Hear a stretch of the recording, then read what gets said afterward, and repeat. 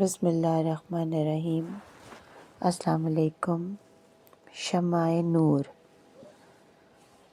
ایک چھوٹا سا قصبہ تھا، پہاڑوں کے دامن میں بسا ہوا، جہاں شام کے وقت ہوائیں بھی سرگوشیاں کرتی تھیں اور چراغوں کی روشنی گلیوں میں پھیلی ہوئی امید کی طرح لگتی تھی۔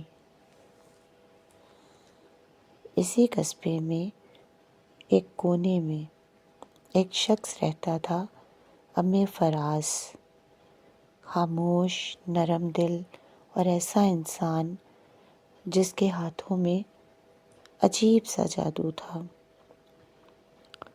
وہ شمع بناتا تھا، مگر عام شمع نہیں، ایسی شمع جو نہ صرف گھروں کو روشن کرتی تھیں بلکہ دلوں میں بھی کوئی نہ کوئی تبدیلی چھوڑ جاتی تھیں۔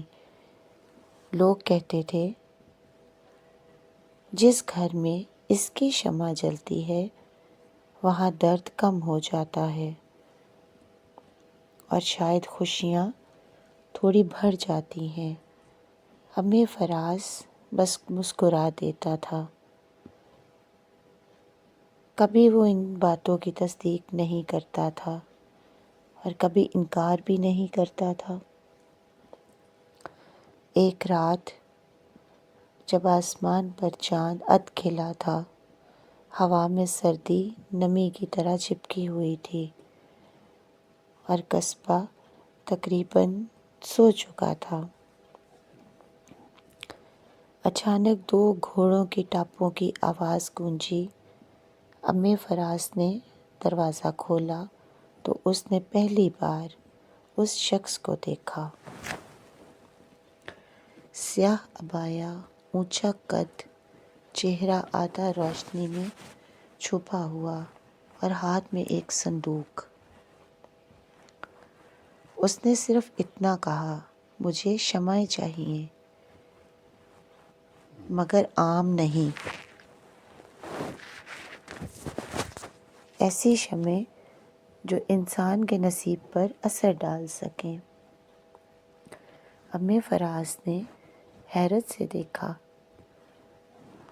مگر پوچھا کچھ نہیں۔ اس شخص نے سونے کے سکے رکھے اور کہا، میری ہر واپسی پر تم ایک اور خاص شمع بنا چکے ہوگے، تمہیں بس کام کرتے رہنا ہے۔ وہ پھر چلا گیا۔ یوں مہینے گزرتے گئے، ایک ایک شمع بنتی رہی۔ ایک ایک شمع کے ساتھ ام فراز کی اپنی زندگی بھی جیسے باریک ریشوں میں گھلتی گئی۔ اس نے کبھی کسی سے کچھ نہ کہا، بس راتوں کو دیر تک بیٹھ کر شمع بناتا رہتا،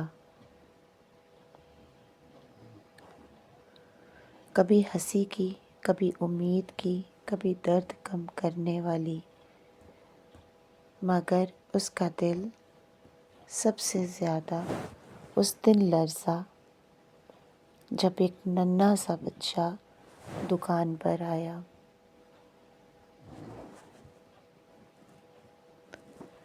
بارش سے بھیگا ہوا، کپڑے پھٹے ہوئے، آنکھوں میں خاموش سی اذیت۔ وہ بولا، مجھے ایک شمع چاہیے، اپنی امی کے لیے، وہ بیمار ہیں، بہت بیمار۔ ام فراز نے پوچھا، بیٹا شمع کس رنگ کی؟ بچے نے آسمان کی طرف دیکھا اور کہا، وہی رنگ جو اللہ کے نور جیسا ہوتا ہے۔ یہ سن کر ام فراز کے ہاتھ کانپ گئے۔ بس یہ وہ لمحہ تھا جب اس کی تقدیر اور اس بچے کی تقدیر آپس میں گھل گئیں۔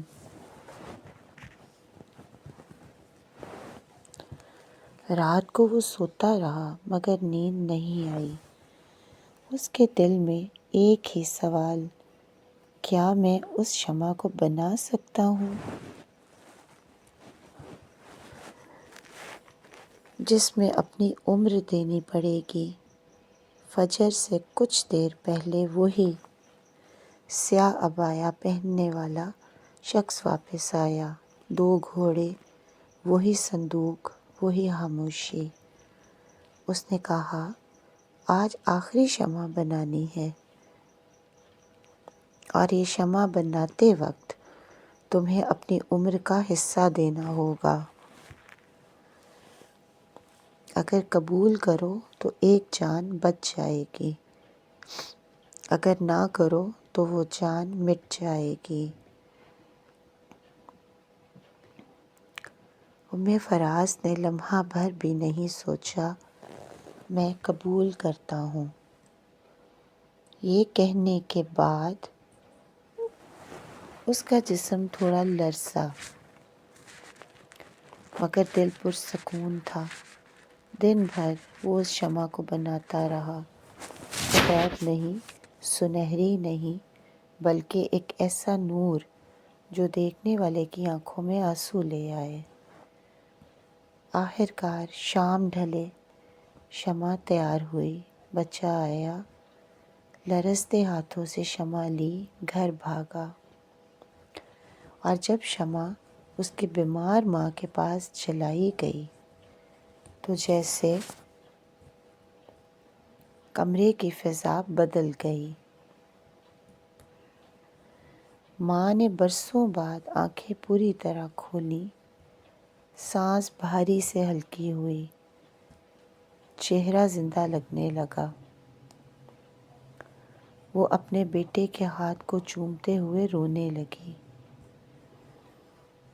وہ لمحہ، وہ معجزہ صرف اس شمع کی وجہ سے تھا، لیکن قصبے والوں کو یہ نہیں معلوم تھا کہ اسی لمحے فراز کی اپنی زندگی کی شمع بجھنے لگی ہے۔ جب فراز نے وہ مقدس شمع بنائی تو کسی نے بھی نہ جانا کہ اس نے اپنی زندگی کا کون سا ٹکڑا قربان کیا ہے۔ بچے کی ماں کی حالت بہتر ہوئی، مگر اسی لمحے اس کے اپنے دل میں ایک خاموش تھکن اتر گئی۔ اس نے کسی کو کچھ نہ بتایا۔ وہ رات کے آخری پہر دکان کے باہر کرسی پر بیٹھا آسمان کو دیکھتا رہا۔ جب صبح ہوئی تو لوگ اسے وہاں پائے، آنکھیں بند، سانسیں رکی ہوئی، مگر چہرے پر نور، جیسے وہ کسی لطیف خواب میں چلا گیا ہو۔ اسے پرسکون موت ملی، ایسی موت جو صرف انہیں ملتی ہے جو خود بجھ کر دوسروں کو روشنی دیتے ہیں۔ اس دن کے بعد قصبہ اسے روشنی لانے والا کہنے لگا۔ وہ شخص جو خود مٹ گیا،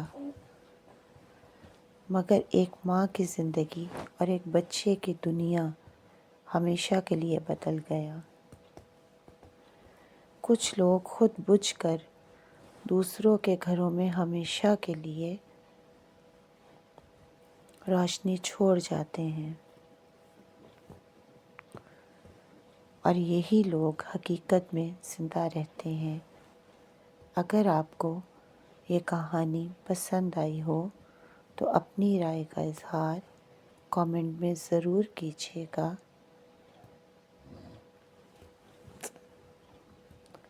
اللہ پاک ہم سب کا حامی و ناصر ہو، آمین ثم آمین۔ جزاک اللہ۔